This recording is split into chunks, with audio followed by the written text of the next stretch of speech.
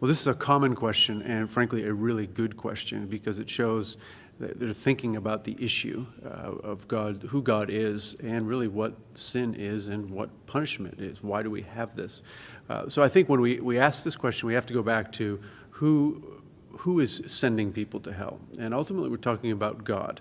And so God's goodness is shown in him doing the right thing. So just think with me for a minute, if you were in a courtroom situation and somebody has broken the law, and it's obvious that they've broken the law and they are going to be sentenced, and immediately the judge stands up and says, no, actually, you're not going to go to jail.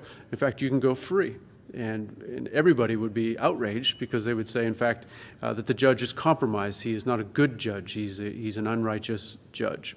And he doesn't deserve to be a judge because he's compromised goodness. But when we think about God, somehow we think that his standards of goodness would be different. So God says he is good and he does what is good. So in his nature, he is a good God. So anything that's contrary to God's character would be evil, and it would be sin against him. So what's the weight of sin against him? And God would say in his word that the weight of sin, the wages of sin is death. So God punishes sin with judgment because it opposes him.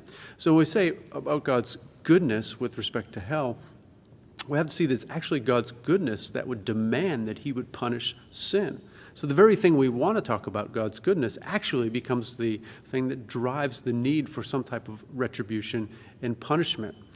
So God punishes sin because sin is against him. Hell is not something that God created in his original creation, but it was a response to sin, but specifically by the demons that sinned against God.